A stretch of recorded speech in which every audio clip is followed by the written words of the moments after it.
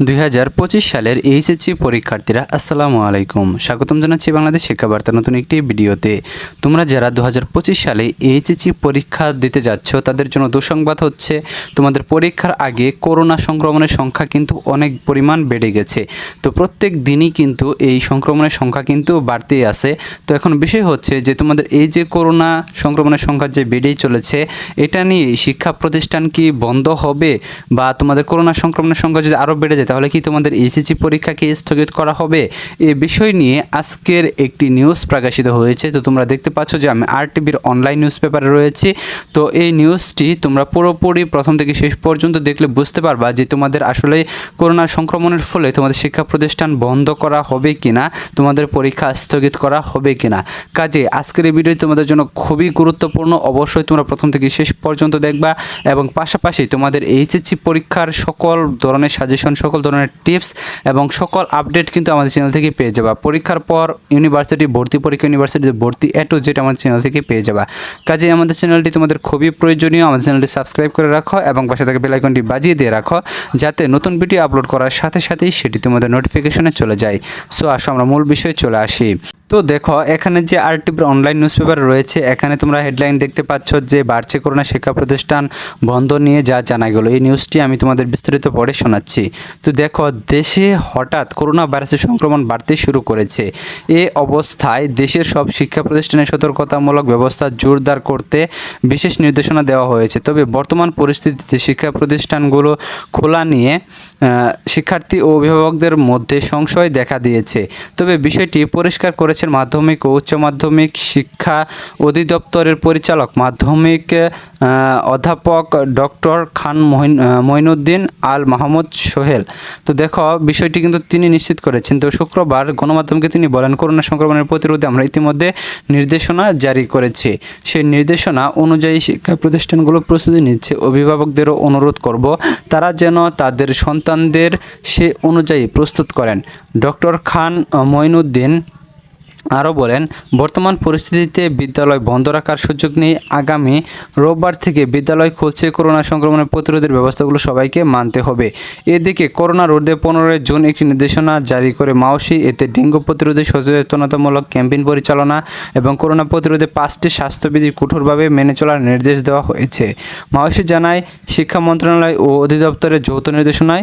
তো তোমরা বুঝতে পারছো যে আসলেই তোমাদের শিক্ষা মন্ত্রণালয় বা শিক্ষা বোর্ড থেকে যে সিদ্ধান্তটি নেওয়া হয়েছে সেটি হচ্ছে যে শিক্ষা প্রতিষ্ঠান কোনোভাবে তারা বন্ধ করবে না, তারা প্রয়োজনীয় পদক্ষেপ কিন্তু গ্রহণ করেছে।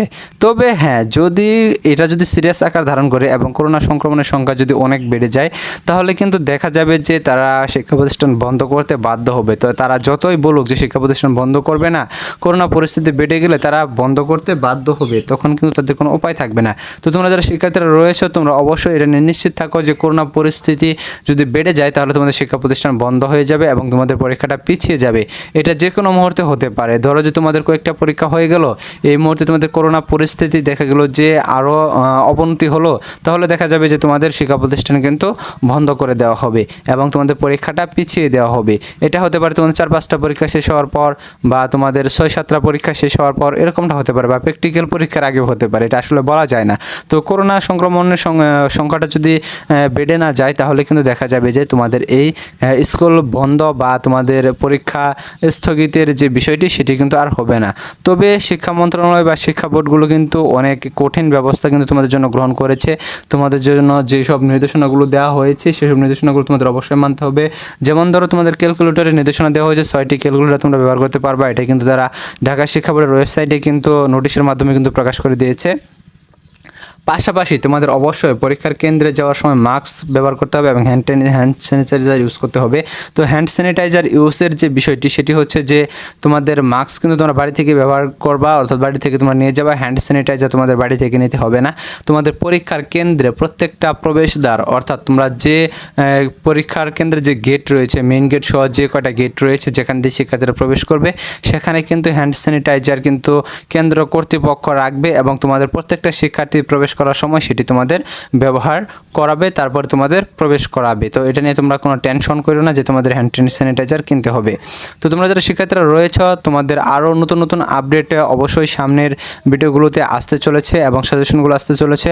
তো তোমরা অবশ্যই তোমাদের যারা বন্ধুবান্ধব রয়েছে তাদের কাছে আমাদের ভিডিওটি শেয়ার করে দাও, যাতে তারাও দেখতে পারে এবং উপকৃত হতে পারে। এবং তোমাদের আরও কিছু নির্দেশনা তারা কিন্তু দিয়ে দিয়েছে করোনা প্রতিরোধের ক্ষেত্রে।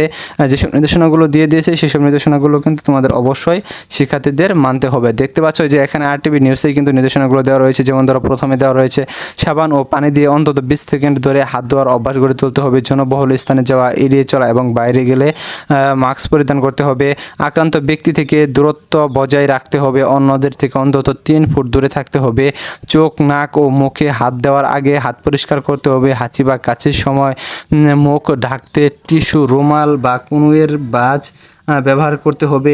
এই যে নির্দেশনাগুলো তোমাদের দেওয়া হয়েছে এই নির্দেশনাগুলো কিন্তু তোমাদের অবশ্যই অক্ষরে অক্ষরে মেনে নিতে হবে, তাহলে কিন্তু দেখা যাবে যে তোমাদের আর কোনো সমস্যা হচ্ছে না। তো আজকের এই ভিডিও এই পর্যন্তই। তোমরা যারা শিক্ষার্থীরা রয়েছে অবশ্যই আমাদের চ্যানেলটি সাবস্ক্রাইব করে আমাদের সাথে যুক্ত হয়ে যাও। ধন্যবাদ সকলকে পুরো ভিডিওটি দেখার জন্য।